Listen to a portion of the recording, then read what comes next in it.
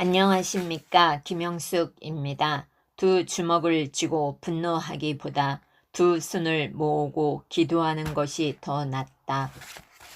손은 인생의 온갖 무늬를 만듭니다. 기쁨과 슬픔의 무늬가 고스란히 손 안에 다 들어 있습니다.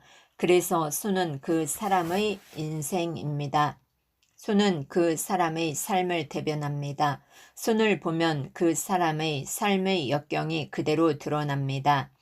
손 또한 갖가지 모양과 표정을 지닌 얼굴입니다.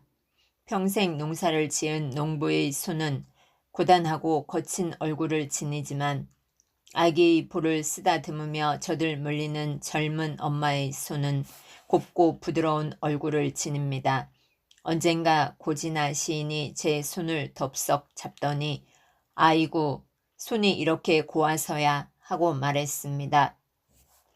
농사를 짓긴 지었지만 평생 시의 농사를 지어온 제 손이 거칠면 얼마나 거칠겠습니까? 우연한 기회에 가수 안치환 씨의 손을 만져본 적이 있습니다. 오른손 손끝에 강하게 박혀 있는 굳은 살이 눈에 들어왔기 때문입니다.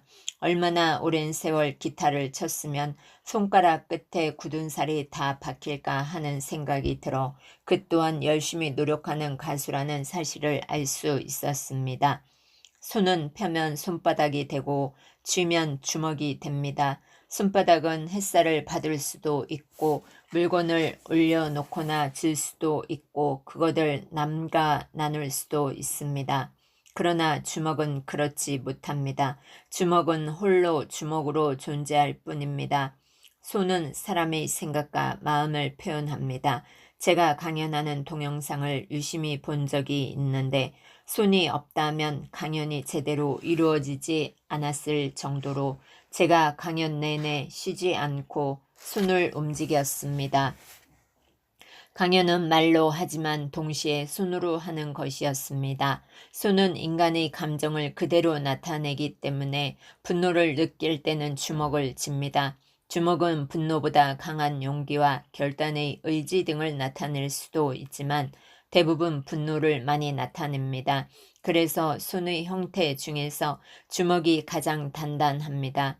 따라서 주먹은 방어보다 공격성을 띱니다.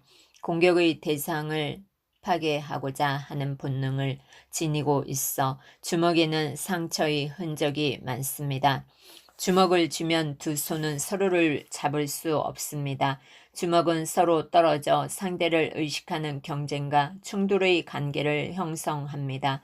두 손은 한 몸이 될 수 있지만 두 주먹은 한 몸이 될 수 없습니다. 주먹이 된 손은 각자 독립된 개체로서만 존재합니다. 그러나 주먹을 펼치면 그렇지 않습니다. 펼쳐진 주먹은 다시 손이 되어 서로를 맞잡을 수 있습니다. 사랑하는 사람을 쓰다듬을 수도 있습니다. 손은 각자 떨어져 하나가 되는 것보다 두 손이 만나 하나가 되는 게 더 중요합니다. 원래 손이 둘인 까닭은 각기 독립된 개체로 존재하는 것이 아니라 서로 만나 어우러져서 어떤 역할을 하라는 뜻입니다. 그래서 사람은 두 손을 통해 하고 싶거나 해야만 하는 일을 하게 됩니다. 저는 각자 하나가 되는 손보다 함께 모여 하나가 되는 손을 더 좋아합니다. 두 손이 하나가 되면 아름답습니다. 그 중에서도 기도하는 손이 가장 아름답습니다. 두 손을 쥐면 각자 주먹이 되지만 두 손을 펴서 가지런히 합치면 기도하는 손이 됩니다. 그 손은 인간에게 겸손과 사랑을 선물합니다. 세상에서 가장 아름다운 손은 기도하는 어머니의 손입니다. 제가 지금까지 제 삶을 비교적 건강하게 유지할 수 있었던 것은 어머니의 기도하는 손 덕분입니다. 주먹이 된 손이 더 강한 것 같지만 실은 기도하는 손이 더 강합니다. 주먹은 공격과 파괴의 손, 분노와 상처의 손이지만 기도하는 손은 이해와 사랑의 손, 겸손과 인내의 손입니다. 주먹은 분노로 이루어지지만 기도는 사랑으로 이루어집니다. 아버지가 아들에게 들려주는 삶의 지혜를 담은 박광철 목사의 책 부끄러운 A 학점보다 정직한 B 학점이 낫다에 보면 두 주먹을 쥐고 분노하기보다 두 손을 모으고 기도하는 자가 더 강하다는 말이 나옵니다. 저는 이 말에다 밑줄을 그었습니다. 기도하는 손보다 분노의 주먹을 쥔 손으로 살아온 세월이 너무 많기 때문입니다. 주먹은 남에게 상처를 주고 자신도 아픔을 겪지만 기도하는 손은 자신은 물론 다른 사람도 살립니다. 우리가 누구를 위해 기도할 때 주먹을 쥐고 기도할 수는 없습니다. 주먹을 쥔 상태에서는 누구를 쓰다듬을 수도 꼭 안아줄 수도 없습니다. 누구를 위로할 때의 손은 결코 주먹이 아닙니다. 아마 석가나 예수는 단 한 번도 분노의 주먹을 쥐지 않았을 것입니다. 저도 분노의 주먹을 쥐지 않고 살아갈 수 있으면 좋겠지만 그런 일은 있을 수 없습니다. 제겐 분노가 주먹으로 표현되었을 때 그 주먹을 어떻게 할 것인가 하는 문제만 남아 있습니다. 주먹으로 계속 분노를 표현할 것인가 아니면 주먹을 펴서 기도할 것인가 둘 중의 하나입니다. 나를 위해 또 남을 위해 제 손이 가장 먼저 할 수 있는 것은 기도입니다. 기도만이 제 손이 할 수 있는 가장 아름다운 행동입니다. 기도는 가장 진실한 최후의 저 자신입니다. 지금이라도 분노와 상처의 주먹으로 이루어진 제 손을 기도의 손으로 바꾸고 싶습니다. 결국 손을 어떻게 사용하느냐에 따라 내 인생이 아름다워질 수도 있고 더러워질 수도 있습니다. 저는 지금 제 손이 더 이상 더러워지기를 바라지 않습니다. 기도는 저를 들여다볼 수 있는 마지막 진실의 창이므로 제 손은 기도하는 빈손이 되고 싶습니다.